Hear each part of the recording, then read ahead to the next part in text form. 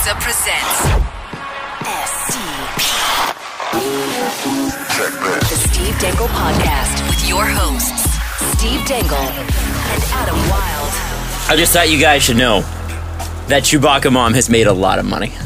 Really? Chewbacca Mom has made, well, she's got some bank on some things. Let me run this down for you, okay? Chewbacca Mom got a tricked out trip to Disney World, which is worth about $100, maybe $8,000, something like that. They're estimating.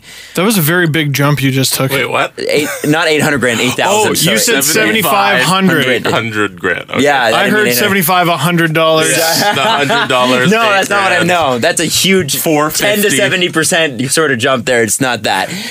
She also got VIP Expo treatment. Basically, she got to meet the real Chewbacca, Peter Mayhew, that sort of thing. That's worth about $2,000. That's really cool, Adam. And college scholarships, $400,000. Wait, what? For herself? Yeah, apparently Southeastern University, a Christ-centered institution of higher learning in Central Florida, offered full-ride scholarships for all 4 members of her family. They'd have to opt in and attend it, but the offer stands $400,000. Because she made a video in a mask? Yeah. Laughing? Yeah.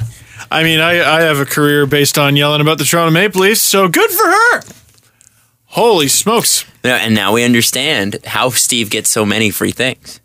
Oh, Because if you are in a video and you are making noises, free things come to you. apparently.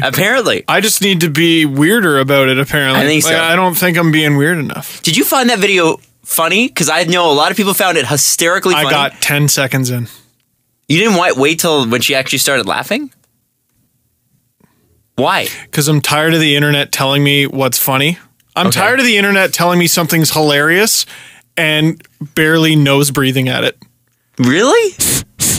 Well, it is actually funny once you get about a minute and a half in, but there was a lot of people out there that thought that maybe something was wrong. Like, Bro, he put crying Michael Jordan's face on his face. Oh my God, I'm dead. Rescue me. I'm dead, dying dead. Crying, laugh. Shut up. It was funny like a year ago. It was okay. And then New York Times posted this thing about why crying Jordan meme is no longer funny. And I'm like, here's the countdown. Here's the count. Oh, and someone tweeted the New York Times logo with crying Jordan in it. That's not that funny. Adam laugh. I don't know. I think that's pretty funny. I don't know. I don't know what's not funny Steve, about that. why are you such a pessimist? Yeah, what the hell, why is man? So negative? I'm tired of people telling me what's funny. Unless it's me. Tell me I'm hilarious. Well, the whole point is that they want to draw attention to something that you might find funny. No. And when people send me stuff, Right. it's usually pretty good. I'm talking about the hive mind, Adam. The hive mind. The overmind, if you will. Like, you ever see a viral video? That and was go, a I don't, StarCraft reference that went right over. Come on. I StarCraft. finally got. Arise, my child. You know what's funny? Somebody putting crying Jordan face on New York Times logo. That's kind of funny. I think that's funny. Do you have that right there? Can you look that up? I want to see that. I would like to see that. It's okay. I've seen a few funny crying Jordan memes. I think what's funny about I've seen this, a few. about this that are the hilarious thing is the fact that the New York Times is writing a critique on the crying Jordan meme and whether or not it's funny. Is that not hilarious? That is kind of crazy. Like really? The New York Times? They're trying to do like a psychological breakdown of why people do that. I'm like, it's a meme. It's a meme, and people kind of find it humorous. I don't get it myself. You know what memes are? It's like a band that I'm not into. It doesn't appeal to me, but I get why you like it. One day, have your fun. And you will laugh at this. Memes are our generation's pop art. Our parents used to have, like, they'd put up flyers or they'd go visit, like, an Andy Warhol exhibit. Memes are our generation's pop art. Wow, that's actually really well done. I feel like that's pretty easy to do in Photoshop. Not even a chuckle out of Steve. You know, I think Steve's just mad today. I think so. I don't know why. I am in a great mood. I drove, but I left so much time. Went to a coffee place in Scarborough that I like to go to, you know, like an old person. Went to my favorite coffee spot. Is that the Coffee Bean? And, they make it just right. I went to Mr. Bean in Scarborough. Mr. Bean, sir. that's it. Yes. Right by Sir Oliver Mowat. Right. Where I used to loiter and do other cantankerous teenager So you things. went back there and you loitered a bit? Loitered That a bit. made you feel You're good. wearing a Yomiuri Giants jersey, I think it is? Yes, I am. Yomiuri? Given to me by my friend Nate. That's all. I realize it's only good for the YouTube portion. That's okay. That's okay. I didn't know where to go with that, Jesse. I just find it funny with last night's game. Someone tweet me a picture of Takahashi from the Giants with a crying Jordan over his face. Hey, you know what? The Sharks are one game away from losing the Stanley Cup. Do you wait for them to actually lose before you put crying Jordan over Joe Thornton's face, or do you just have it prepped? I think it's good to have. People it prepped. already have the Brent Burns made of crying Jordan faces already up. See, that's funny. That's kind of funny, Right. because you didn't just replace his face. You replaced it's the whole body. beard. That's kind of I clever. mean, it'll run its course. There's a little more nuance to that. I like it. You know what meme that I was surprised didn't do better is Insanity Wolf. Have you ever heard of Insanity Wolf? I liked Insanity I thought Wolf. Insanity Wolf was hilarious, and it just never popped. It never took off the way Crying Jordan has. Problem with memes is too many people use them. Yeah. And get them wrong. They get them wrong. A lot of people get them wrong. That's always sad. Yeah. I see that in in radio a lot. Have you seen the LeBron one where he throws the chalk dust and the chalk dust turns into a crying Jordan? That's face? hard to do. creative. That's creative. That right? is creative. I Is it can like get is it behind a that. GIF? Yeah, it's a GIF. That's and amazing. It turns into crying Jordan. See, I face. like that. Yeah. That's okay. Yeah. I can get behind that. Okay. There are some that are funny. I just I don't think there's any skill in just throwing his face on someone else's face and going, "Oh, I'm dead! I'm dead, dying dead!" And then someone sent me one with his face over my face and, "Oh, dead, dying dead!" Okay, I get it. If you made the Leaf logo in Hat Guy's hat a crying Jordan face, that would be better than just making him a crying Jordan. You know what I mean? No? I gotcha. So you're not even. It's not even that it's not funny for you. You look at it differently, I think, than the rest of us would look at it, because you look at it in a way that is constructive. How much effort and time went into constructing and thinking about this, rather than situational, which is how most of us view it. Which is when we see it come up, it's like the response, the New York Times response, is funny to me because it's an instant reaction with the Jordan face. Whereas you're looking at it and going, well, they didn't put that much effort into it, so I, on principle, can't like this. I think it would be better to me if I wasn't a sports fan, because it's just all right, who lost? Who lost? There's his face. Right. Who lost tonight? Who plays on that team? There's his face. If it was just, I don't know, Piers Morgan said something stupid and I see it every now and then, and there's his face on Piers Morgan's face. Mm-hmm. That's Which funny. Piers Morgan is really good at, by the way. God, he says some dumb things. Muhammad Ali just died. Better say some crap about him. He's got a formula, man. What an idiot. It's honestly, it's didn't like know the he way was like Nickelback that. writes a song. It's unbelievable. He's you just watch the next. You want to catch these fists? You want to watch Piers Morgan's Twitter account. Believe me, he wants you to watch it the next time somebody great who did great things dies. Does he still have that CNN show? No, that didn't do well because I think they thought that his cantankerous sort of way would translate onto television, and it just didn't. So he ended up on Got Talent or something. Didn't he get offered a part on Coronation Street? Did he? That wouldn't surprise me. He was on Got Talent before that, wasn't he? But yeah, and I think Americans were like, oh, there's this nice British man from Got Talent who's not as mean as Simon Cowell, and now he's going to take over for Larry King on a format that's really outdated because nobody watches two people get into an interview for an hour every day. He tried to It's ride just a boring. wave. He tried to ride the droll British guy wave that Simon Cowell created. Yep. And it's now on the beach. He's now back in England writing for the Daily Mail. So there you go. Sure. Yeah. Put a crying Tabloid. Jordan face on the Daily Mail. Steve Dangle. Yes. I'm a little bit surprised that you're not more excited about the fact that Phil Kessel scored last night, and so did Evgeny Malkin, and everything's going well. Well, Phil Kessel. Sorry, assisted. Yes. On Evgeny Malkin's double assist. He basically scored Malkin's goal. I thought that was. Yeah, I thought it was his goal too. And Malkin even said, "What? Phil gave me an empty net." And it's great hearing Malkin. There's something about Malkin referring to Kessel as Phil. It's it's not even. He doesn't enunciate. It's not an athletic. Phil is not really an athletic name, is it? No, it's not. And this is when you all scream at me about all the great athletes named Phil. Jackson. But say it out loud with me. Passes to Phil. What a shot from Phil. True. No one ever says Phil. I got They a say great Kessel. setup from Phil. Kessel, though. Kessel's a good name. Kessel's a Star Wars reference, too, so I always like that about him. Kessel. And there you go. Yevgeny and Malkin. Phil. I don't know. There's something about it. It's so funny, too. It's going to sound real good when it gets announced with the Conn Smythe trophy, I tell you that. Sure is. And we'll get into that in just a second, actually, because I think there's a debate to be had there. But what's funny to me is how Evgeny Malkin, but going into the game, you could hear every sports show talking about the fact that he hadn't scored or he had been underscoring and underperforming. Mm-hmm. And then you find out he's just literally had a baby. Yeah. And I don't know. And his team is winning. Yeah. I don't know what it's like to have a child. Or to have a pregnant wife, or girlfriend, or one night stand, for that matter. I don't know any of those things. That's really in depth. But I can imagine that the 2 weeks leading up to the actual birth are intensely stressful.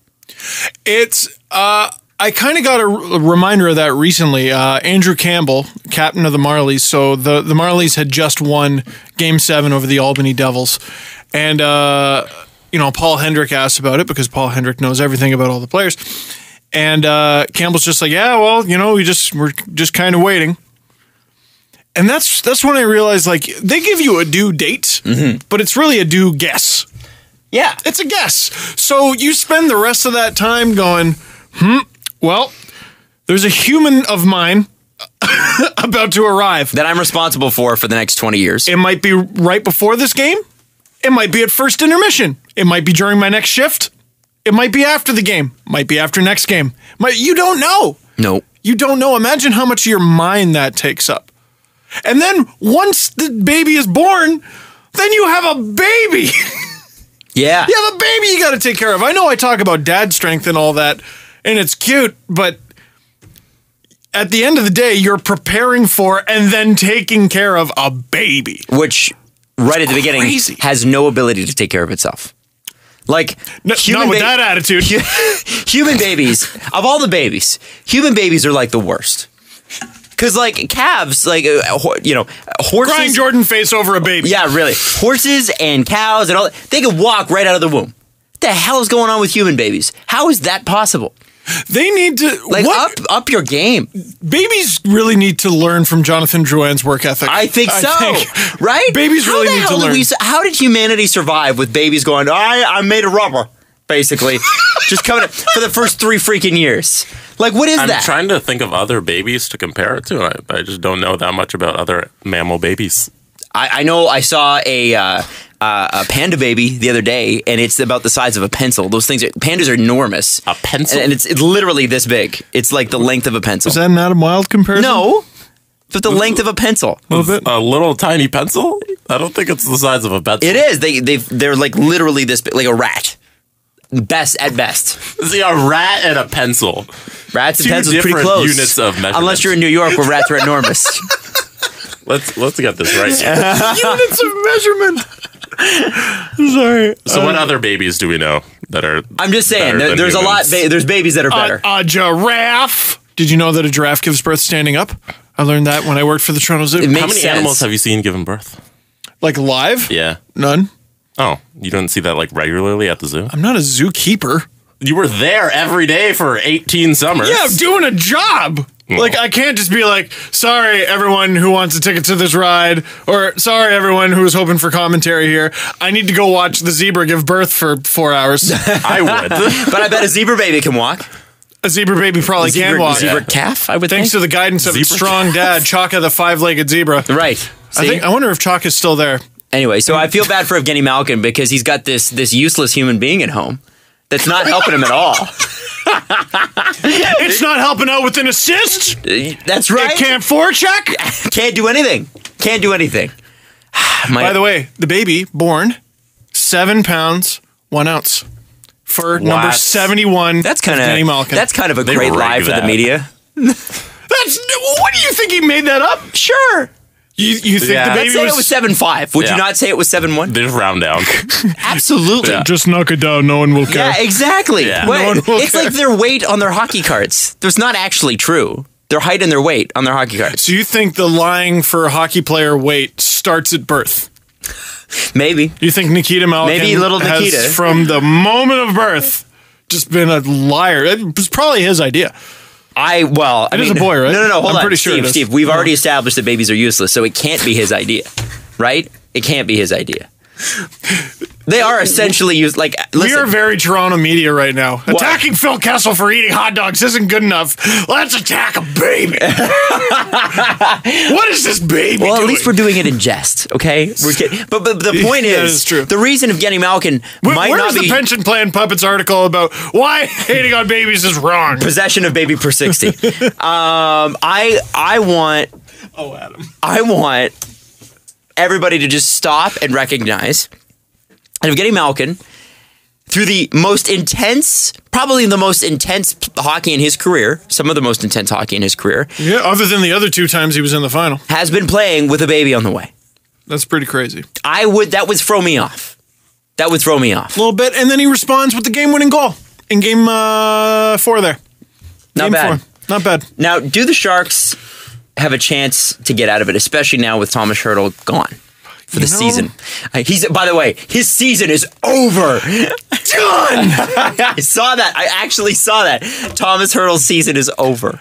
Thomas Hertl era. Not necessarily. In 2015-16 is over. Unless you're Pete DeBoer and you say it's day to day.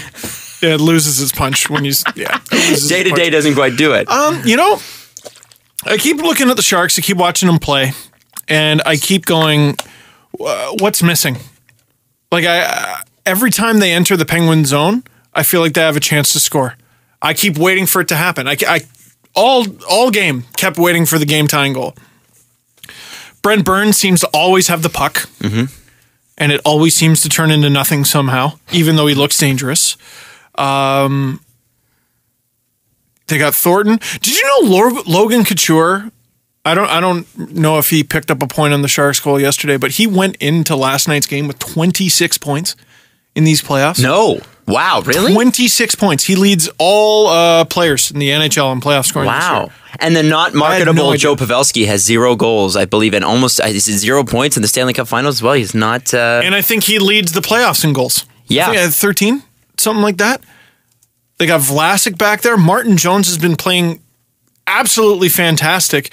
Why aren't the Sharks in this? I mean, they are in this. And the games, it's not like the games haven't been fairly tight. They've lost that was the first game to not be lost by 1 goal. Mm-hmm. So I guess there is that. But I couldn't help but watch last night's game and go, where's the hate? Where's the nastiness? It's a whistle happens and the Sharks just skate by.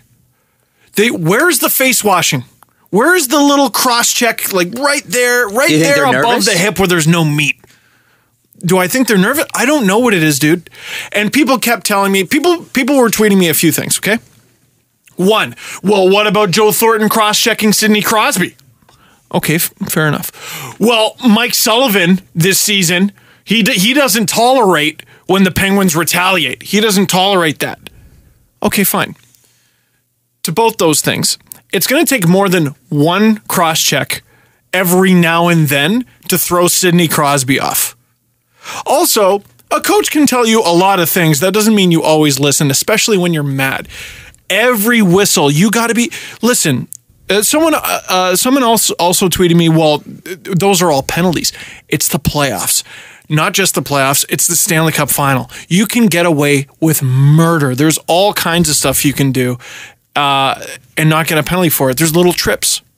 There's little pushing, little shoving, little tip the helmet up so that the visor goes kind of down and slumps over their eyes, little face wash. There's all kinds of stuff. I keep thinking of the 2011 Bruins, and believe me, guys, they should have gotten more penalties than they did.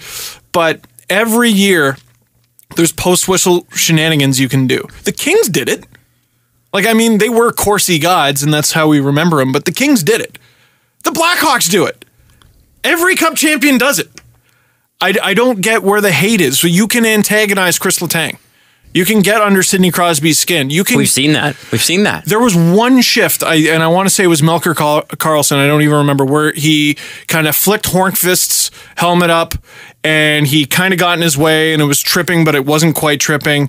And I think he rocked him at the end of the shift. And I was like, you just made life really difficult for Patrick Hornqvist. And then right after that, it led to the Sharks' only goal. That's what the Sharks need to do more of. They're an offensively gifted team, and they're way bigger too, or at least they have some way bigger guys. Where's the hate? Where is it? Bring it out. You could have brought it out at home. All right, well, now you got to do it on the road 2 out of 3 games if you're lucky. That or you're done. I mean, it's as simple as that. Try some stuff. Get a penalty or 2. What do you got to lose at this point? Besides the Stanley Cup. Yeah. Which it looks like you're going to lose anyway. Well, I don't know where the hate is. See, now they've backed themselves into a corner, because if you go and you do something like that, now you've taken the penalty that led to the goal that won the Penguins the Stanley Cup. That's what they're thinking in their head, because that's how human beings think. Not necessarily because it's true, but because they don't want to be that guy. So, but are you saying they shouldn't do that now, or they should have been doing it in the first place? I think they should have been doing it in the first place. But now, what do you do? Because it's a catch-22. It's what evil or what poison are you picking? Yeah, I saw a couple people tweet about how this Stanley Cup Final has been boring. It hasn't been boring. It's been fantastic hockey. It's too friendly, though. This has been way too friendly of a Stanley Cup Final. And I don't know what it is, because you have the Sharks have a lot of experienced guys. They've been deep in the playoffs before. Pete DeBoer has been this deep in the playoffs before. What is it? Why so friendly? Why so friendly? It's the Penguins. You can get under their skin. The Flyers have been doing it for years. I don't care. What Mike Sullivan is what is he doing? Does he have like mint tea leaves? Yoga, a hot yoga studio in the Penguins dressing room. He's keeping them all chill all the time. You can piss them off. Give it a shot. Give it a shot. And tire them out. They're skating circles around you. Do something. Hold on to them after the whistle. Like, you can get away with things, and let's not all pretend like we don't know what I'm talking about. You know what I mean? I have no idea what you're talking about. No, but well, that's a penalty. You can't hold on to someone. Like, we don't see that every single regular season game. Get out of my face. The Sharks are making life way too easy for the Pittsburgh Penguins, and that's why they're losing the series 3-1. So let's say they go back to Pittsburgh, and Pittsburgh wins its first ever cup at home, which has never happened. First championship at home since the 60s. Wow. 1960 Pittsburgh Pirates. No, wasn't it the Pittsburgh... It was the ABA team, wasn't it? Pittsburgh Pirates. I'm just going by Elliot Friedman's Twitter. Jesse's on it. He's so on it and right now. Let me be clear, the Steelers have won all their championships since then, but because the NFL doesn't believe in home and away in the Super Bowl, it's always been away from home, as every other NFL I'm sure the team atmosphere was way better in Jacksonville or wherever they were instead of at home in Pittsburgh. It was way better. What? It was probably way better. Probably so much better. Where is Jacksonville? What state? Florida. Don't care. Wow. I'm kidding. Wow. It's not even I just offended our listener from Jacksonville. Fun part of Florida. It's the landlocked part, like it's not near a beach. Jacksonville's like, it's near Georgia, I believe. It's at the top end of the state. No beaches nearby. That's no fun. That's no fun. The debate that is raging now is who wins the Conn Smythe Trophy.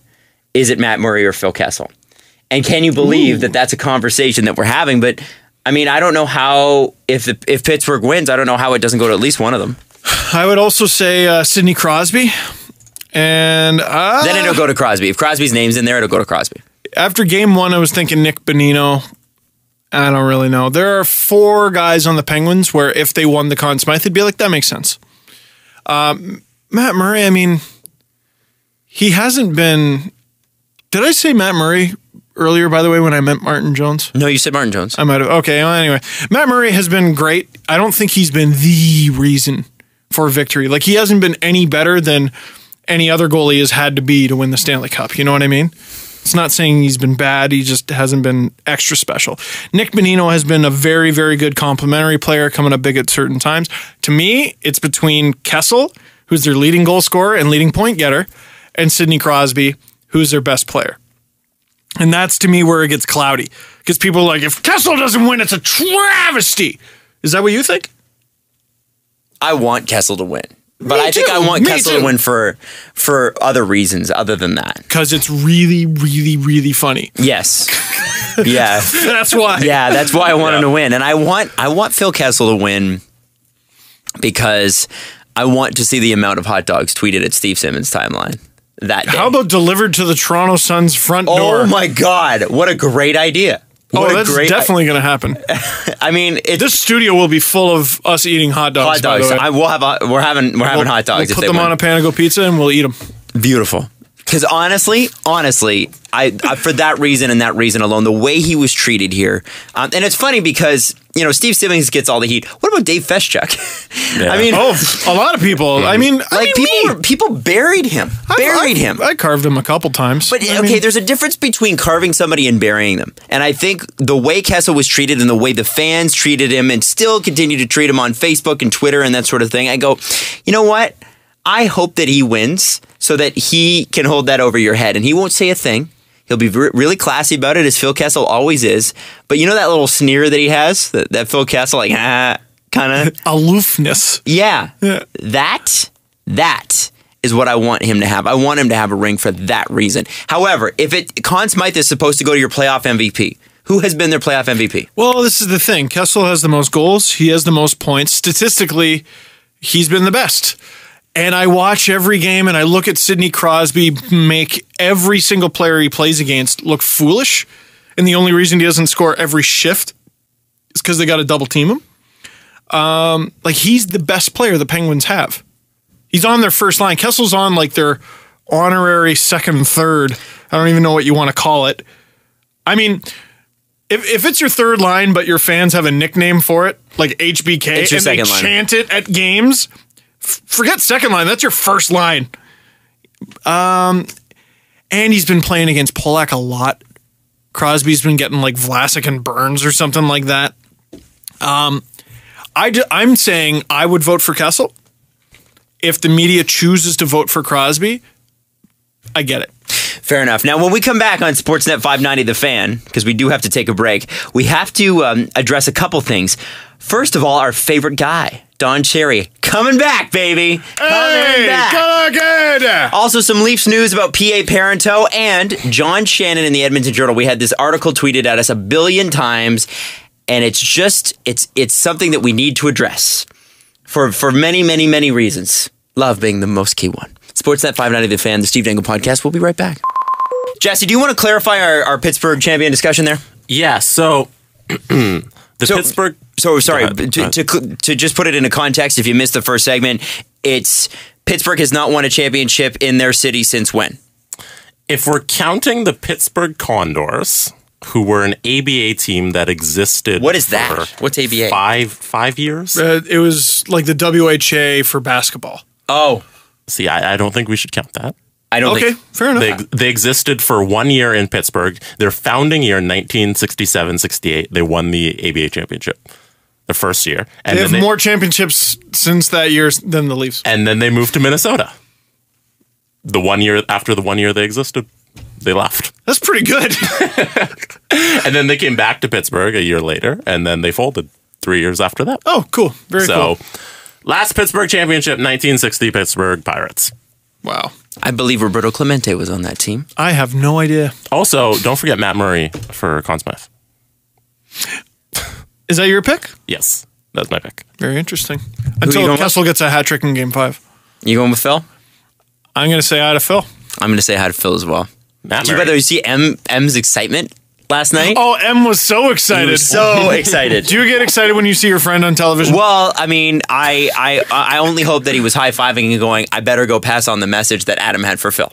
Oh my goodness! Right? He was probably excited to just do that. Like you imagine? I can't wait to go talk to Phil and tell him hi Kessel's from got Adam. goggles on. He's covered in champagne. Mario just very quietly interrupts it. Hey, Phil. Hey.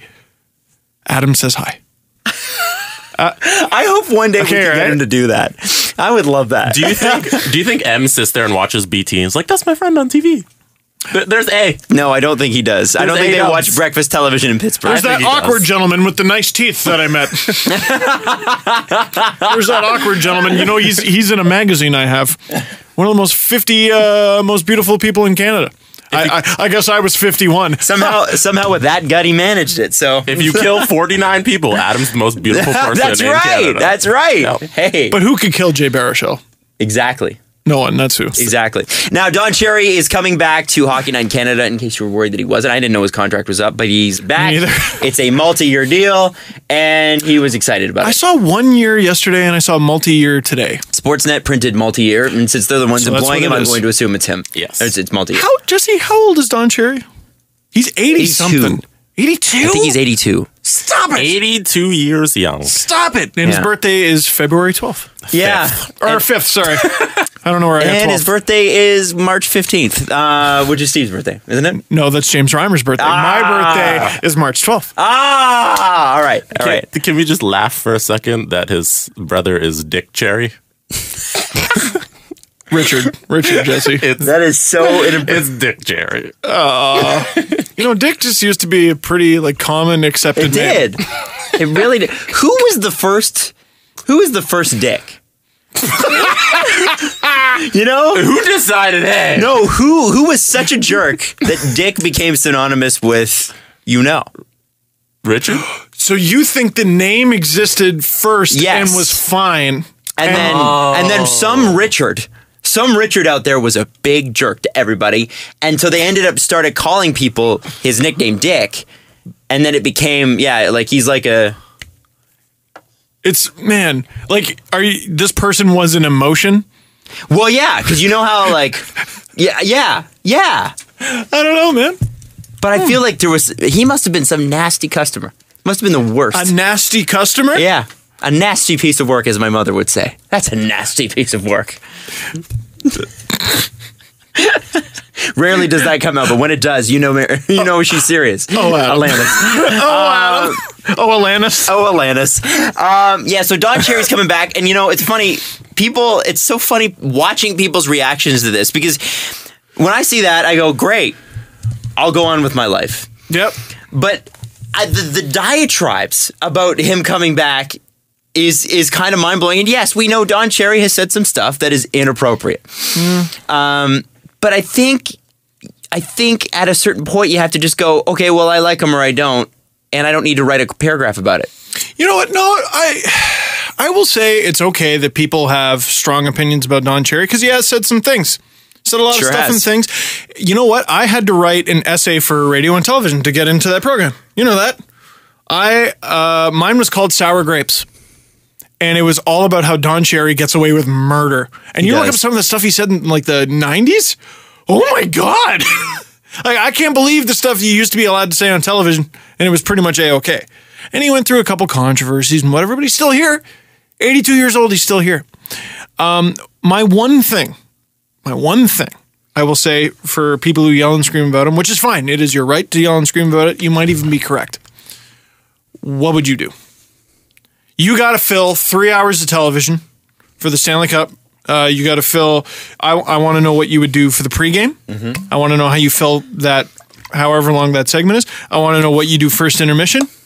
I want to know what you do second intermission. I want to know what you do potentially between the third and overtime. And I want to know what you do postgame. And I want you to not bore me to tears when you do it.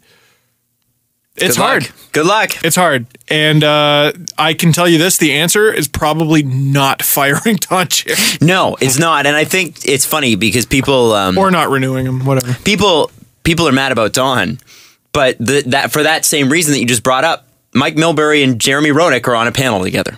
Yeah. And we talk about him, at least once a week? And and those guys questioned Sidney Crosby's work ethic. So I mean, what do you prefer? The guy that you occasionally disagree with that you still kind of find it charming, or the people that are completely they come out of left field so hard that you really don't know if they're being serious or not. At least you know Don means it, right? The You thing can get about that. polarizing figures is, you have Stephen A. Smith going, the Raptors are going to get swept in 4, and then the Raptors win a game, and you go, yeah! What? And you can scream in his face, and then you win the second game, and you go, oh my God! Again. So you can yell and scream at him, and you can get him to, he has to do a little apology. It shows up on all the morning talk shows. It shows up on Sportsnet. I even saw it on World Star Hip Hop. That's how you know he made it. If you make it on World Star Hip Hop, you made it. You made it. I've heard your laugh in the background of a video on World Star Hip Hop. Not quite me, though. It was the Dina and Shabaranks video, No, right? but I heard you laugh. You were laughing in the background. Wow, does that mean I've made it? You've made it. Your My laugh chortle is forever immortalized on... in a video of Dina DePugliese singing with Shabaranks. Okay. Wow. Wow, that's amazing. I've never been on World Star Hip Hop. True. You never have. So, with this, I kind of feel hope like I don't end up there. I feel like there's a few ways to the end up wrong there. reason to end up there, probably. Yeah, there are good Blogger ways. gets knocked out by Andrew Peters. Yeah. Celebrity boxing match, maybe. Nope. So he's back. Also, there's discussions about a new contract for PA Parento. This is for the Toronto Maple Good Leafs. transition. It's good. I'm talking about contracts that looped in together. Thank you, Steve, for pointing that out. PA Parento wants to come back, but he wants to make more than $1.5 million, and he wants to come back if he goes or signs anywhere for more than a year. Well, it's a bit of a problem, isn't it? Because I like PA Parento at $1.5 million. 1.5 is more than reasonable, and the Leafs know that. Like, he was making 4 with Montreal. Even if he had worked out and Michel Therrien liked him, 4 would have been too much for PA Parento. But he scored 20 goals on a pretty terrible team. I think he hit 20, or he was at least on 19. What is 20 goals and 21 assists worth these days? A lot. A lot. In a league where they're talking about shrinking the pads and stretching the nets, it's a lot. It was good to see. Like, I hated that the Leafs weren't able to trade him and get like a second rounder or something for him. But I got to see what William Nylander looks like playing with a bona fide NHL goal scorer. And sorry, you scored 20 goals in the NHL, you're a goal scorer. That's how it works. David Clarkson, goal scorer. But I mean, Parento did it last year. What is too much for him? Like, because I would like to see him on the Leafs next year, I think. I wouldn't go higher than 2.5. And if I go as high as 2.5, I'm not giving him more than a year. If he agrees to 2 years at $2 million, there's a deal. We can work that out. And if the Leafs are in a position where they want to trade him, you can trade that. You can trade that deal, no problem. We traded Danny Winnick. Mm-hmm. You can trade that deal. So that's you're okay in the 2.5. I'm trying to not get, yes, I am okay with that. I'm trying to not get too excited about all the kids. Because we are talking about the Leafs being the youngest team by a mile next year. And Connor Brown is going to win the Calder. And so is William Nylander. And Matthews. And Nikita Soshnikov and Austin Matthews. Oh, that little chestnut. Forgot about him. And he'll have to share it with Mitch Marner. How big is that plaque going to have to be, or how small is the font going to have to be, that there are 5 or 6 winners and all on the same team? What a coincidence. Look, I would love to believe that that would happen, but wouldn't kill him to have some veteran presence on that team. And people were tweeting me, well, they got Brooks-like and Milan Mahalik. Who are there for one more year each. And yeah, they're there for one more year each. Probably won't even play every night. You got James Van Riemsdyk. Some people were telling me, all right, well, that's fine, but he's like 25. 27 maybe. At 27, he'd be like one of the oldest guys in the team. Yeah. Nazem Kadri is 25. I think he'll be 26 by the time the season starts. Bozak will probably, well, 50-50. He's 30, but he'll 50-50 even be on the team. Right. And is he part of your long-term plans? Then there's Matt Hunwick. Is he part of your long-term plans? Like, I think it's important to protect these guys. That's what the Oilers did not do. Right. And I think, you can't, yes, you can put a lot on the young prospects that they have, but you have to remember that there are ups and downs. And especially in those first couple of years, players struggle with playing, they get about game 60, and a lot of them fall off a cliff. Yep. If they're not properly insulated. And that's because it's exhausting. It's not something that they've done. And yes, I know Marner was playing in the OHL and played in a bunch of extra games in the Memorial Cup and whatever. Played the most amount of games that you possibly could. But it's one of those things too where it's kind of you kind of have to expect that because the level of play is so much higher, because it's not just playing games, it's playing games against men who have had 10 years in this league to be conditioned and ready for you. And how about this situation? Okay? Do you take Nikita Soshnikov on your 4th line and then he gets injured, who's behind him? Who do you call up to then replace him? Or do you want a situation where he plays some nights, he doesn't play every night, someone gets hurt, he becomes a full-time guy? You know what I mean? Mm-hmm. And someone will get hurt, by the way. Every year it happens. Every year it happens. It's why Peter Holland is on the Leafs in the first place. Because everybody got hurt. Everyone just decided to have a we're getting hurt party. And it takes 1 or 2 games. It could happen in 1 week. Careers change that quickly. And it's usually to the younger guy's benefit. I say let it happen naturally. Give a few of them opportunities, for sure. Mm-hmm. Reward the guys who deserve it. But don't just throw them to the wolves. I don't think that's good for them either. So that's why I don't mind Parento coming back. There was an article tweeted our way a million times over the weekend, and I think we should address it. I wouldn't normally do this, but I think it's important. It's from the Edmonton Journal. It's by a guy named David Staples, and it's called NHL Insider Questions If Oilers Should Trade for Anyone from the Loser Toronto Maple Leafs. What part of Alberta is he from? Edmonton. There you go. So there you go. I just wanted to have a stinger. Now, it's funny because of the way this article is structured. Okay, this is what's really, really interesting. Yes. Because it starts, the loser in the headline, according to the author, is actually a quote. So the author says, well, wait a second, I didn't call them the loser Toronto Maple Leafs. John Shannon, Sportsnet's insider, who talked on a program called Oilers Now, called them that. Oh my heavens. And you think, okay, all right. Now, John Shannon, just by saying the loser Toronto Maple Leafs, if John Shannon spoke like that, I'd be very surprised because that's a lot like Donald Trump. The loser Leafs, right? Like that's how Donald Trump speaks, and John Shannon's far more educated than that. Number 2, they're failures. They failed at everything. Yeah, they don't win. He doesn't put loser Toronto Maple Leafs in quotations in the headline. Interesting. And sometimes the author doesn't have the choice of headline. This author actually did. So we know all that. And this is the interesting part about this article because he says, he quotes John Shannon as saying, I'm not sure that anybody that comes out of the Toronto Maple Leafs organization is somebody you want. Now, that is early on, John, in the article. Because in actual fact, and this is a quote from an interview from Oilers Now, what he actually said was, what they're trying to do in Edmonton was change the culture. And a key word in the culture change game is winning. And I'm not sure that anybody that comes out of the Toronto Maple Leafs organization is somebody you want. Changes the quote altogether, does it not? And he says, I've seen enough games here in Toronto. I've seen enough of the organization that there are certain guys that are leaders and certain guys that aren't. And I'm not sure I would put Tyler Bozak on one and would say, okay, he's going to be my third line guy. And it was in regards to, do they trade Ryan Nugent-Hopkins, get a defenseman that they desperately need, and then Phil Bozak on the third line. So that dramatically changes the quote. It does. And have the Leafs lost for the past couple of years? Yeah, they absolutely have. In fact, they lost more than any other team last year, making them very literally the loser. A loser. Yes. A lose winner. Do you lose? You're a loser. But what I caution everyone towards is seeing that headline and going, well, what? Because that is exactly what he wanted.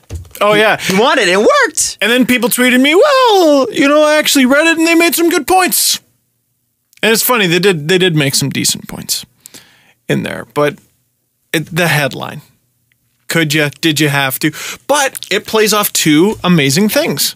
1, Albertans' hatred for Toronto. They do hate Toronto. They do. Number 2, Toronto's sensitivity.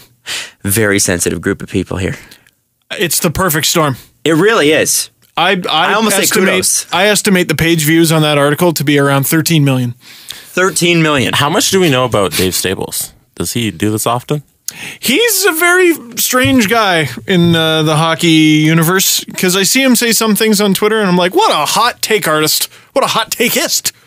And then other times I'm like, oh, he's on our side. Like he seems to get it. He gets where hockey's going. He gets the numbers. I don't know. He's a complicated guy, that Dave Staples. Okay. I don't know much about him beyond that. He might just be in transition from old school hockey guy to new school hockey guy. Fighting it. Yeah, like it's like the path between the dark and the light, and he's crossing over. Wow. Yeah, deep stuff. Anyway, I just wanted you to. It's a quick Just thing had to about get this that article. Star Wars in there. Absolutely, that actually worked. If you two idiots had ever watched Star Wars, okay, God, it was beautiful. What is that? What is this Star Wars? I just Is want that you to the thing with Jean-Luc Picard? be careful with these The articles. ring thing. That's Star Wars. The right? ring That's thing. the one. Yeah. I like Master Chief. He's one of my favorite heroes. Yes. Be careful with these articles because you don't want to be one of those people. Truly, you don't want to be those people that blows up when they read the headline. If it's an interesting headline, go ahead and click it. Read the article first, then have a look. It's not that I agree with everything in this article. I don't even necessarily agree with John Shannon. I actually thought Tyler Bozak, of all the players that were playing this year, I thought he played really well, played much better than we expected him to. And because he played well on a team that was not good, it made him a leader. Yeah, made him a leader, but is he a turn it all around leader? No. Or is he a stopgap? Like the Oilers have dug themselves such a deep hole that they can't fix it with any one trade unless they completely fleece someone. Like you can trade Ryan Nugent-Hopkins and it might make some sense and it might make your team a bit better, but they have drafted so poorly outside of the first round for so long that they're bare.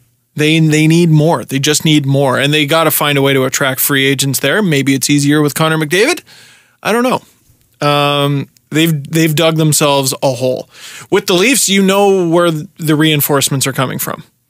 There might be a couple in free agency. We don't actually know. But they had a hell of a draft last year. They have 12 picks in this upcoming draft, and they have 8 next year. You know how many times the Leafs pick in the first 2 rounds over this draft and the next? I believe the answer is 6. Wow. That's pretty good. Wait, no, maybe it's 7. Jesse, could you look that up? It's on General Fanager. I think, because they got... So when you ask me, do you know? Do you know? Because I don't. Yeah, because I don't. No, that's the Oilers, you silly goose. Oh, sorry. You silly goose. It's okay. But anyway, they got a whole ton. They got a whole ton of picks. Last year, they have even more this year, and they're doing pretty good. All right, this year, 2016, 2 firsts in round 2, 2 seconds. So there's 4 picks right there. And then next year, they got a first. We're up to 5. And 3 seconds. 8. I was wrong. They have 8 picks in the first 2 rounds over the next 2 years. Not bad. That'll do. That'll do, Peg. That'll do. All right. So with that on Sportsnet 590, The Fan, we got to go. When we come back, I think we've got, in the download portion, that is, on sportsnet.ca or on iTunes, the definitive reason why, the definitive pick Oh boy. in the Patrick Laine, Austin Matthews debate. If there is one to be had, it's been proven. It's been proven who the Leafs are going to pick, why they want him, and all you have to do is connect the dots. Although Patrick Laine has been saying I should go number 1. This is the best. This is the best. You're about to set this room ablaze. Sportsnet.ca to hear the rest of the show, or you can just download us on iTunes or Podstitcher or wherever you can find SoundCloud. a podcast. Podcast is brought to you by Panago Pizza. It's what's on the inside that counts. Ebony. Can I read you guys something? Yes. Sure. I want to read you a couple of Dave Staples' other headlines. Oh, Because whoever writes the headlines over there, if it's him or... It is him. It's him. It is yeah, him? he admitted. He said that was his headline. does Okay, he well- moonlight for Mike.com? Yeah. He's good at headlines. Because Okay. he also writes for The City. And this article says, Dave Staples, man-spreading is the new irritant of public transit. It's a good start. It's a very good start. We can go to another one that says... I saw this article the other day. It's like, I've been sitting on man spreaders for a month and it's been great. And I'm like, oh, assault. Is that assault? You've been sitting on strangers. Yeah. I mean, Don't touch me. again, Get the hell off me, you Again- freaking weirdo. Ask again- me to move like an adult. You guys, baby. close your legs, and everybody else ask them to close their legs Yeah. and call it if a they day. won't, then sit on them. It's Yeah, fine. that's but, fine. Yeah. He did an article on Hall and Hopkins, which says better than 50% chance the Oilers will trade either Hall or Hopkins. Insider says. Which insider? That's just the title. How dare you? Anyways, those are a couple ones from Dave Staples. So Well, he knows weren't- how to do his job. yeah, Those weren't quite as arsonist as I was hoping, but I'm sure we could dig. We could dig. And I highly doubt the podcast listeners will tweet them at us. Highly doubt. I wonder what their opinion of him is. I guess I don't know. I don't know him one way or the other. I don't. There are too many hockey writers, man. Like, So many what do you hockey think of so-and-so? I'm like, I don't know. I don't. The people I love most in the world, I don't read all their stuff. There's too much. There's a I lot. went to page 2, and there's a headline that says, "Will Edmonton Oilers GM Peter Chiarelli really pass up on Matthew Tkachuk?" And then it says, in the headline. That's good. It's always good when you put the reaction your reader is supposed to have in the headline. When you have in the headline, though, doesn't it prove that reading the article will get you no further in life? So this is what I do. Here's how I look at an article. I'm like, am I going to understand am I going to understand this topic better after reading it, or am I reading someone's personal thoughts? Will Edmonton Oilers GM Peter Chiarelli really pass up on Matthew Tkachuk? Here are 1,000 words not answering that question. Exactly. That's exactly what it is. Maybe he does. I don't know. We didn't even read it.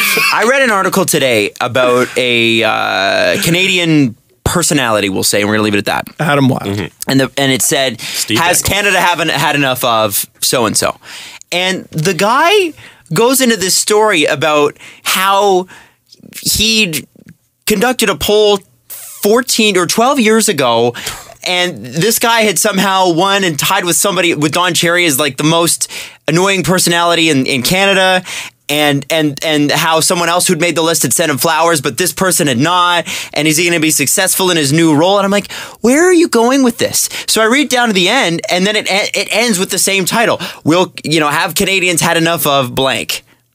And I'm like, what was that other than to just just go blah?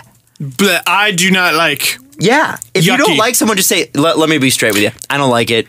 I don't like this thing. I don't like this person. Whatever it is. It's like me writing an article. Have Canadians had enough of bell peppers? We'll find out after these 1,500 words. But will we? Because if you end the story with the same question that you started the story with, what have you done? What have you accomplished? In summation, gross.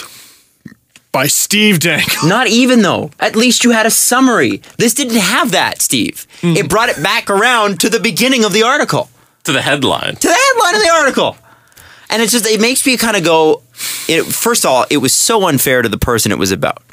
Because it cast him in a shitty light. Can we just say no George reason. Stroumboulopoulos? It's not George. It's not! Not George. Really? And I'm not going to say. Because he gets picked on. But, anyway. Yeah, George does get unfairly picked. Everybody does. If you're in the media, or if you're an athlete, or if you're someone of note, you're going to get unfairly picked on. But what bugs me about this is it's just a piece about nothing. It goes nowhere. Adam gets picked on. That's all I got I don't. from that. I actually don't. Should we Can I tell you guys? Has the Steve Dangle podcast had enough of Adam Wild getting picked on? We asked one of them. Let's talk about what's actually important. Patrick Laine and Austin Matthews. Okay, this is actually important because I love the way one tournament and several quotes will spin everything. So here's what we got, okay? We got the Leafs, they win the draft lottery. The consensus #1 pick from all the NHL insiders and Central Scouting is Austin Matthews. Austin Matthews, who played over in Europe, right? We have proof that Austin Matthews' league, the league that he played in, was a higher caliber league and translates better in the NHL. There's a metric historical for that. evidence. Historical evidence proof. of that. There's this historical evidence. It is a higher power league than Patrick Laine is. Although Patrick Laine had a great year in the Finnish league and had a great tournament at the IIHF. Now, it's just the last time we said that I got a lot of tweets telling me I don't know what I'm talking about. I'm sure you don't. Now, this is what kills me. Now people want the Leafs to draft Patrick Laine because Patrick Laine wants to go #1 overall. There you go. Because he said, I want to prove to everybody that I'm the best player in this draft. And then he said, because I believe I'm the guy that should go #1 in this draft. I mean, that just says Patrick Laine is a winner. And winners go second overall. Winners go in the top 10. Winners get drafted into the NHL in the 7th round. Because Patrick Laine is a hard league to get into. Because Patrick Laine is a winner, does that make Austin Matthews not a winner? Apparently, yes. That's how this works, Adam. Because I don't They remember. can't both be good. I don't remember Sidney Crosby coming into the NHL draft going, I'm the best player in this draft. He didn't say anything like that. Here's the great thing about the first overall pick. even if Laine ends up being better than Matthews, which I bet out of the gate he is, by the way. I bet he'll have a better rookie season in terms of production. Better team. Winnipeg is a better team. Better team, but he'll still get a prominent role. Yep. I think. The Leafs are going to get a fantastic player out of Matthews. He could be the 10th best player in this draft. If you get the 10th best player in any given draft, right on. Good for you. You did okay. If you do that enough times, you have a Stanley Cup winning team. And that is a very conservative estimate, by the way. Yeah, Patrick Laine, he went first overall. Or he's going to go first overall because he wants to. Well, that's how it works. What kills me about this, and this is why I think Austin Matthews is best for Toronto, even if Patrick Laine has a better season next year. I think Austin Matthews works for Toronto because he's boring. He said, I'm not getting into that. Brushed off the question when they asked. Patrick Laine says he should go first overall. He goes, yeah, I'm not going to get into that. Bingo! That guy is perfect for Toronto because Patrick Laine here, crash and burn. He will say something stupid, and then he'll have a bad 10-game stretch, and the writers in this city will pull out their knives and they'll chop them to bits. That's what'll happen. I am in 100% agreement with Adam. I am so glad that Austin Matthews is going to be the perfect fit for Toronto, just like Phil Kessel and Dion Phaneuf were. Just boring. Give the media nothing. How long does it take for someone's boringness, glibness, or maybe even social anxiety, let's say, how long does it take for that to be misconstrued as this guy's a dick? Oh, a couple games. A couple? Very sensitive group here. That long? Maybe a game. Exhibition's a long time, Adam. Don't forget he's playing at the World Cup, too. You're right. That's a good point. That's a really good point. Before he even dons a Leaf jersey for training camp. I bet there's people already saying it. I would like to know how many people already say it about Connor McDavid. Jack Eichel's a good quote. Just saying. Jack Eichel's a good quote. You know what? For everyone, who's better in front of a camera, Ovechkin or Crosby? Ovechkin, 100%. Exactly. It's not even. And I know Ovechkin gets torn a new one from time to time, but. Little thing there. I was talking about Sidney Crosby in Canada because in Pittsburgh they were asking, like, you know, what's like the perception of him up there? You know, he's got to be like a hero. I'm like, oh, they use him to sell everything. They use him to sell bread. And the whole table thought I was messing with them. No, they're not kidding. No, Dempsters. Sidney Crosby. There's this commercial of him eating a sandwich. Bread's pretty big. I don't know if bread is pretty big. Sidney Crosby is the biggest thing since sliced Dempsters. Bread. Oh, sliced bread. Right. You're right. Yeah, okay, fair. Yes. All right. Dempsters isn't paying us. You're right. I just think, man, 18-year-old coming into Toronto, I want the quiet, boring guy who also happens to be a better player. I'm just throwing that out there. I just think it's funny how that throws people. I think it's funny that one good tournament, a few games, and I don't doubt, again, Steve, that Patrick Laine is a great hockey player. No one does. And is going to be great. No one does. Austin Matthews is the Toronto Maple Leaf. I don't think anybody who's going to be making the decision cares about that stuff. And I think I think they care a little bit. I think Lou Lamoriello definitely cares. I think they're thinking we're set on Matthews, and that's that. It could, like, if you cannot decide, you absolutely cannot decide based on their playing style, and it comes down to who is going to be a bigger pain in my ass. You go with the guy who is going to be the smaller pain in your ass.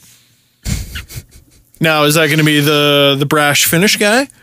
Or is that going to be Austin Matthews? By the way, you don't know. It could be one or the other. It doesn't matter. I bet Laine's really funny.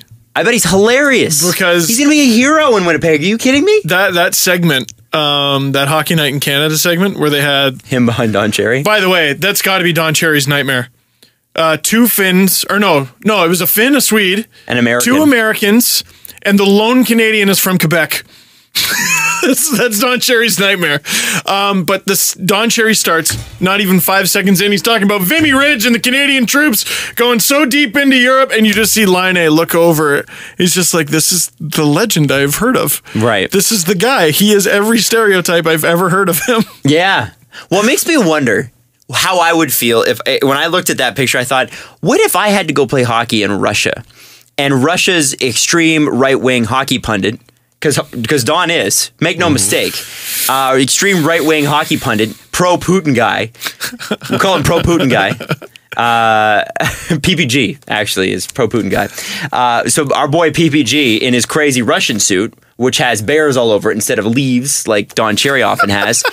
What if I had to go listen to that guy talk? How would I feel about it? Probably not that good. I'd probably be like, who is this idiot? I want to hear about asshole barbarian Bobby Clark every weekend. Asshole barbarian Bobby Clark, he break Kharlamov's leg. I'm sounding more like the Bulgarian guy from WWE. But you know, like, you must have looked at that and thought, I don't get it.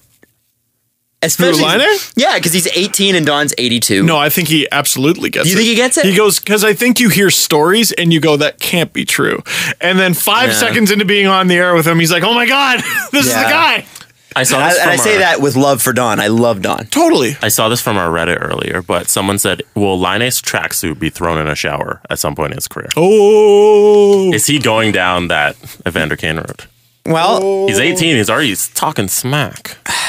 But that was never Kane's problem. His problem was being on time. That's true. Is Laine late? Does Laine go party at All-Star Weekend in Toronto and then show up late to the game? Whoa! Yeah, does he take a helicopter from Winnipeg to Toronto? Maybe. Which, by the way, is not Buffalo to Toronto. No. That's a little bit more of a journey. I don't know. This happens every year, and we just forget about it. And again, a lot of the listeners of this podcast are younger. The Marlies games this past playoffs have really helped me realize that. Because it used to be, I was the same age as everyone who was ever like, hey man, I watch your videos or whatever. Someone DM'd me the other day. They're like, hey, I heard you talking smack about younger people on the podcast, like people who were born in 99. I was born in 2000. I was like, oh my God. Were we talking smack about I don't think so. in 99? We probably brought it up. I don't know. Like 2 hours of show. Anyway, I didn't realize that. But in 2009, the hype around the first versus second battle had a lot of people, including myself, believing, you know what, Victor Hedman might go first overall. Had me believing it. Had me believing Victor Hedman was going to be a New York Islander. That's what I thought. And to the point where when Tavares was picked first, some people are like, yeah, but the Islanders really could have used a defenseman. The Islanders at that point could have used an anything. Yes, they sucked. They could have used a warm body at that point. That was basically it. Yes. Someone also tweeted me, well, would you rather have Taylor Hall or Tyler Seguin? And my response to that would be, Tyler Seguin hasn't had to play on the Oilers this whole time. Mm-hmm. Right. Yep. You know what I mean? It happens every year, guys. Happens every year. Matthews is going first, I think. All right. Without any further ado, do we have anything? Do we have anything, Jesse, that we need to cover other than Skate to Great? No. Well, you can text Dangle to 41010, $5, $10, $20 donation. Drop off your skates or your stick or whatever you got to any one of the 100 donation centers across the country. SkateToGreat.org. It's a charity that we love because it's for the right reasons. It's for the kids that can't afford these things. And we all know how expensive hockey is. Without any further ado, let's do the press conference. Underrated throwaways asks, what are your thoughts on the Helwani situation? I tweeted a little bit about it. I don't know why the UFC has to be so up its own ass sometimes, and I don't understand why people involved in a business as hardcore as fighting have to be so thin-skinned. For anybody that might have missed it, yes. Explain the situation. So basically, Ariel Helwani, who I think got his start on YouTube, I want to say. He's a Canadian MMA reporter, mixed martial arts reporter, who I just started seeing pop up in YouTube videos, interviewing guys like Rampage Jackson and some of the guys who were big in the UFC about 10 years ago. And he's built his way up to the point where this is his career. He's got a wife and kids, and this is what he does for a living. He's a MMA journalist. And he used to work. He was part of the MMA coverage on Fox Sports or whatever. And then until he was fired. Until he was fired, and that was kind of weird. But he's still making a living doing it. And then finally, at the most recent UFC event, which was at UFC 199? 199. He breaks big news. Brock Lesnar is supposed to be fighting in UFC 200. What? What? That is a bombshell of a story. Huge news. And he breaks that while at UFC 199. So he figures that out. UFC tells him and two of his colleagues, pack your shit, get out. You're kicked out of this event, and we're banning you from all future UFC events. So after a crazy 48 hours or whatever, you know, UFC releases a big statement. Well, you shouldn't have done that. You're always supposed to go through UFC PR before you break any story like that. And then Helwani goes on his own podcast, talks about how he was paid by the UFC directly for a long time. And, you know, that wasn't the most integral thing to do journalistically. And then finally it was resolved. The UFC said, all right, you can come back. But in their apology, well, was it an apology, Jesse? No. It was, hey, we're letting you back into our walled gardens. Who's you? Because they didn't, on the reinstatement thing they posted on the website, they refused to address Helwani by name. Yes. And they also managed to throw in, we disagree with his tactics. What tactics? Did he hold a gun to anyone's head? He's a journalist. He broke a story. And not to mention, okay, you wanted to break the story your way. You wanted to break it your way. Fine. Okay, you got to have everything just perfect and in its place. That's fine. By banning him, you cast a huge shadow over the UFC and you made that the number one story. The number one story should have been, holy shitting Brock Lesnar is fighting at UFC 200. Like a one-time only, WWE is letting him fight, and holy shit, he's fighting Mark Hunt? What? How are you putting that amazing surprise of a fight on what is already one of the best cards in UFC history? UFC 200 is probably the best card in UFC history. Like on paper, is it not? Easily. It looks pretty good. It looks pretty good. Yeah. I want to watch it, but I wanted to watch it a little less when they banned Helwani. So I hope that's the last they ever give him shit. I can't imagine. Like, imagine you break a trade at a Leaf game and the Leafs say, out. Pack your shit. They kicked Nick Kyprios out. Pack your shit. I know you used to play for us. Pack your shit. You're gone. My Commodore, hashtag pack your shit. Can you imagine? You know, I worse feel than like the Buffalo Bills, Adam. That organization is a very differently run organization. And I think the thing is that, you know, the NHL is one organization, but it's really 31 organizations. You know, there's the NHL body and then there's 30 teams. I get that. The UFC is one. I get that. It's one. And I don't, no, I'm not saying that, I'm not defending them. I think they were wrong. No, totally. But I can see how when you're sitting at the top of that pyramid, as like Xerxes? the orders, as the orders definitely came down from the top of that pyramid, how you can probably feel a little bit all powerful. I mean, considering the money that those guys make and what the fighters make, it's pennies on the dollar compared to what UFC makes. Now, they do a lot of money promoting and that sort of thing, but don't tell me that the UFC is not obscenely profitable. The UFC has made its money two ways. With promotion and a good product. It's easy to promote a good product. Yep. But they do a good job promoting it too. They're great. They do a good job promoting it. But they've been fighting for mainstream legitimacy for a long time. They wanted to get on Fox Sports, you know, and not have to be pay-per-view all the time. They want to get out to a larger audience. They don't want like Venom and Tap Out and whatever. They don't want fighters to have all this random mishmash of sponsorship shit in the background. Let's go with Reebok. So they signed with one of the biggest, you know, athletic wear companies in the world. They're fighting for this mainstream legitimacy. And then you pull a Bush League, minor league, garbage, unprofessional move like that. It just takes that all away. It just takes that all away. And then like it almost would have had more respect for them if they stuck to their guns and kept them banned. But you cowered because the response was so terrible, because you were definitely in the wrong. And now it's going to happen again. When's the next time you're going to be stupid and we have to make you feel bad? When's the next time? Well, and it's funny. And you don't even look like the good guys and like you're doing the right thing because of the way you reinstated him or forgave him. It's just so weird because it's so unlike the UFC. I mean, in the sense that... What? From what I've dealt with from the UFC, and now I deal on a very base level when I interview people. You've interviewed them, yeah. And when I talk to their reps and their agencies and when we book interviews, they're great. They're really great, and obviously it's because they have a product to promote.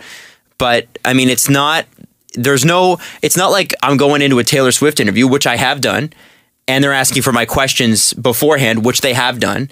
And I've had 2 weeks of back and forth with Taylor Swift's people to get 10 questions approved. I've done that. I've actually done that. And she has a product to promote too, and did back in 2012 when I interviewed her. But so what I appreciate about the fact with them is that you can ask these people anything. And they're some of the best interviews in all of sports. Amazing. I've never enjoyed interviews as much as I have truly with the UFC people, because these are people who are genuinely devoted to their craft. And it's so their stories are interesting, and their day-to-day lives are interesting. Everything about them is interesting. You ask them any question, it's like, wow, that's a very interesting answer. Let's talk more about that. Even if you'd never heard of them before. Most of my bucket list interviews are hockey players, but God damn it, I want to talk to Ronda Rousey, and I want to talk to Conor McGregor. Yes. So bad. Helwani did tell the story on his podcast about when he interviewed Travis Brown, and he asked Brown beforehand if it's okay to talk about Ronda Rousey and their relationship. And he said, yeah, it's cool. And then they talked about it on the podcast, and then it blew up, and then Rousey came back at him, and she was really upset, and she wouldn't do any media with him ever, even though she had approved that beforehand. He had texted Ronda and be like, hey, I'm going to talk about you on the podcast. They're like, it's okay. And then, so he's still going through and asking people, hey, can I talk about these things? And then UFC is still coming back at him, being like, hey, don't talk about this, even though the fighters. And how easy is his life going to be now at the UFC? Oh, Helwani? Yeah, that's going to be tough. I don't think it's going to be good. No. I don't think it's. I know of someone who covers a league. I won't say the league. Who MLS did? Who posted a story that painted the league in a very poor light, and they were followed around everywhere they went when that is weird. Covering who cares? Who cares that? Why don't you just stick to doing you and make sure everything you're doing is above board and everything's good. Imagine so much easier to be above board. We attack listeners for saying bad things about the podcast. We like ban them. Well, I've disagreed ban with them. them from the internet. I've disagreed with people. Yeah, totally. I've gotten in, not fights, but like you have discussions with people that are maybe a little tense. Totally. When someone's disrespectful, they come at you and they're like, you suck and I hate your family. Well, wait a second. Whoa.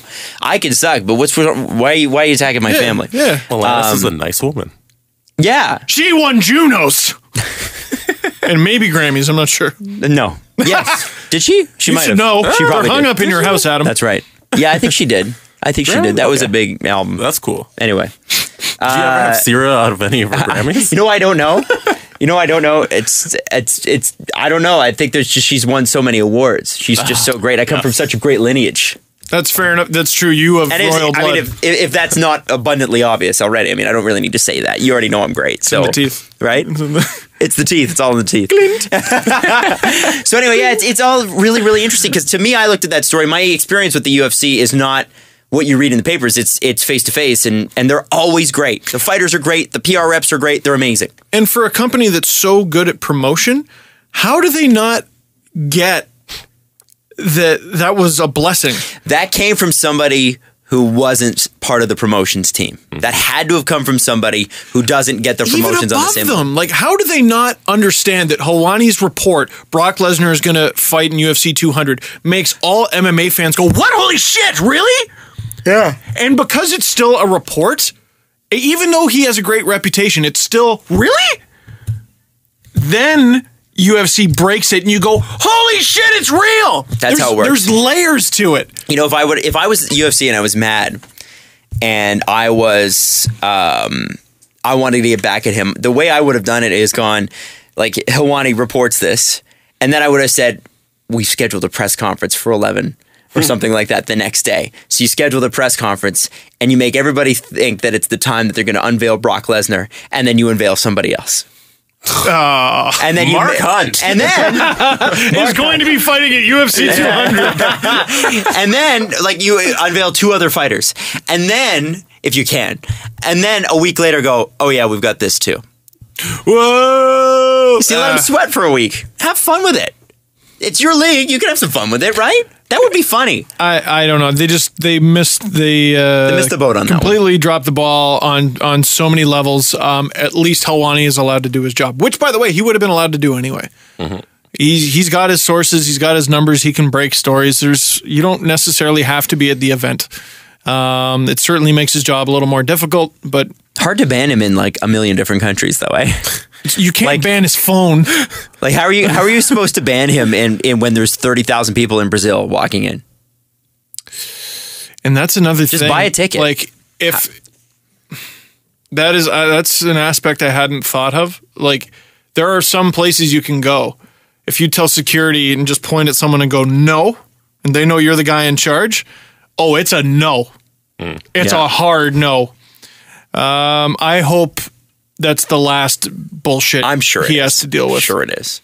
I'm sure it is. He carved his own path. I respect him for that. I obviously feel some kind of kinship to his path, and good for him. Good for him. Where do you see Lucic going if LA can't keep him? I don't see him going to Vancouver. No? Their follow-up was, will Edmonton or Vancouver give him 6x6? Whoa! You know where I see him going? Calgary. Whoa! I think he's a perfect fit in Calgary. Okay. That's a small team who plays the free agency and trade market by the old book. So they're not necessarily into analytics. As Brian Burke always says on the Tim and Sid promos, analytics aren't going to tell you about a guy that gets in front of a puck with his face or something like that. Yeah. I think that Brian Burke loves a guy like Milan Lucic is all the things Brian Burke wanted the Toronto Maple Leafs to be. Now, so he's going to be a Leaf. For a solid 10 years, everyone was trying to draft the next Milan Lucic. Yeah. It's hilarious. Like, everyone wants... Who are the three guys that everyone gets compared to? Crosby, if you're a great playmaker. Mm-hmm. Ovechkin, if you're a great goal scorer. Lucic. And Lucic. If you're a power forward. There's only one Lucic that can do it that way. Now, I think Lucic. by the end of Tom Wilson. By the end of that contract, you're going to hate that contract. Mm-hmm. How old is he now? Isn't he 30? Yeah. He's neither young nor old, but I do think you are correct. I'm looking at the Flames general manager page right now. Mm-hmm.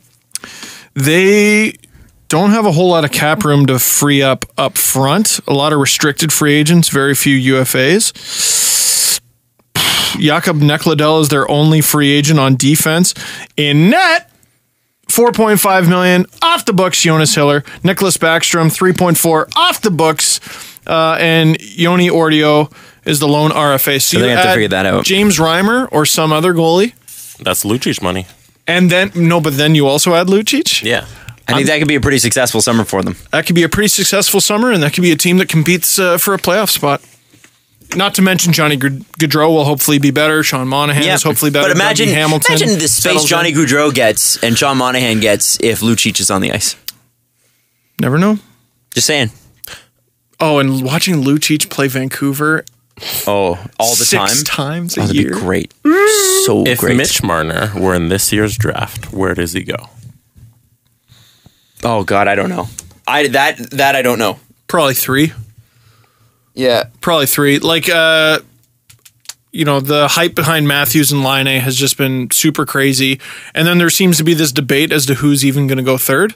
So I'd put Marner 3rd. It's funny that Marner and Nylander went in the positions they did. Was Marner 5th too? Marner was 4th. Nylander, I want to say, was 8th. He was 8th. I think. No, Kadri was 5th or something, wasn't it? Kadri was 7th. Yeah, 7th. Who the hell was 5th? Riley. Boom. And I knew there was a 5th in there. Nylander's 8, yeah. I think it's hard because we're looking at Marner from this year. Right. Marner from last year. Like, Marner from this year applied to last year's draft. He might go first not first overall. Not first overall. Connor McDavid's going first overall. Yes. He might go second. Over Jack Eichel. Maybe. You never know. Look at the year he had. Look at the year he had. That recency bias. Especially because he won trophies. He goes above Strome for sure. People get obsessed with guys that win trophies. And he won all the trophies. He won 2 championships and 2 MVPs. I don't know. I don't know. I mean, I might be crazy. Jack Eichel's so great. So great. Well, he can't carry Austin Matthews' skate to the arena. That's what I read. Who said that? I don't remember. Nobody wrote that. No, someone wrote that a scout told them that Jack Eichel can't carry Austin Matthews' skates to the arena. What is that? Well, that's great if it's true for the Leafs. Oh, fantastic. I'll take it. Or the Jets when they pick him second. I agree. Mean. Oh, yeah. Oh, yeah. That's an oh, yeah. That is definitely an oh, yeah. We need to have a video where we just take, like, you and I for a minute, just go back and forth with polarizing, stupid comments, and we call it oh yeah with Steve Dangle and Adam Watt. Coke. Oh, yeah. Pepsi. Ketchup. Oh, yeah. Mustard. Adam, Yeah. Waffles and Cookies has a question for you. Waffles and Cookies? That's their Reddit name. That is a great Reddit name. They'll be in Pittsburgh for Game 5 this Thursday, and they'll be there through Saturday. Condolences on remortgaging your house. Can you plan Have you seen the ticket price? a couple days in Pittsburgh for them? Can I plan their days in Pittsburgh? Yeah, Well, first off, what should they do? well, okay, so they're going to be there Thursday to Saturday? It's okay. Yes. It's okay. Adam be- can answer it, not the guy who just got back from there. Someone okay, spent Adam a lot can of time answer in it. Pittsburgh and Tampa. No, I know. Those are my Has two he been to places, Tampa? man. Adam, is Tampa your second team? I don't know. Oh, my God. Okay. They'll be pretty in the neat. downtown area and the university area. Go to the Warhol Museum.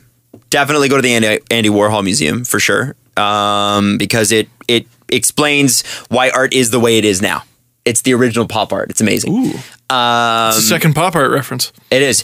Go to a Pirates game if you can, because man, Pirates games are wicked fun. They're just fun.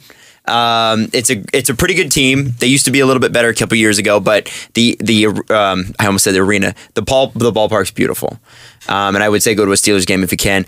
If there's a restaurant, is it 58th or something? It's right downtown. Panago? That one. There's one right It's in downtown. Market Square. It's not Market Square, but Market Square is beautiful. You There's have an to check out Market Square. Italian restaurant in Market Square that's amazing, and I forget what it's called, but it's on an upper level. Cheese. Sorry. What did you call it? He called it Baba Bucci's because that's what Italians sound like. Adam. in Pittsburgh. It's probably Baba Bucci's, and it's in like this loft style. What was it called, Jesse? Greasy McHantox? What was that, Jesse? Harry McLeod voice? Thanks, Jesse. Mediterranean McThick accent. Yeah. Racism. Yeah, so there's a great Italian restaurant in there, but there's this great restaurant, and I gotta look it up. It's downtown. Hey, somebody asked me for the thing. I'm gonna give them the best I can. Hold on, downtown. Steve, what do you would recommend doing in Pittsburgh since you went there last couple weekends? Once you're done with Baba Bucci's, Primanti Bros is pretty cool. Amazing. Yep. They have a place that specializes in hot dogs and sausages called Franctuary. Nice. So you need to go there with your Phil Kessel jersey. And just, go to, oh God, I forget the name of it. It's, Adam, where do the three rivers connect? Point something. Point State Park. Point State Must Park. go to Point State Park. You got to go there. They got this giant fountain, and it's like Pittsburgh is a very strange city. It's really just this concrete metropolis in the middle of a forest with like a bunch of rivers. And it is concrete. It's Gothic almost. Like it's in the sense that it was so much of it was built at the same time. Like New York was coming up, and like in the Very walkable. and very old world city. Like you see a lot of beams, you see a lot of steel, you see a lot of, you know what I mean? A lot of beams. Take the ferry if you can, because it's kind of fun. The best way to take the ferry though is to a Steelers game with a bunch of drunk Steelers fans, because they are drunk before the game, and you can hear them chanting from across the water as the ferry comes over, and like 1,000 people get off this ferry at once, and it's amazing. The one I want you to go to, the restaurant you must go to, and it's super cool and hipster. Baba Bucci's. Butcher and the Rye. Butcher and the Rye. Go to Butcher and the Rye. Steve, if I'm spending a weekend in Oshawa, what should I do? Well, first you got to stop at the Panago and Whitby on your way there. okay, right. yeah, of Okay, course. that's what you got to do. Teddy's is a staple of Schwallywood. It is a famous restaurant with lots of hockey memorabilia and turkey dinners. What about eggs and crepes, sir? A breakfast phenomena. Well, in see, Oshawa. first I would go to Berry Hill Farms. What are these things? Right. They're Berry Hill shut up, Farms. Jesse. Shut up. Yeah. I'm just trying to have a fun weekend. That's right. Well, and then you're gonna have to check out. You're gonna have to check out a Jenny's game, What is that? What or do in they the play? summer when acts sometimes stop at the GM Center, like Jerry D.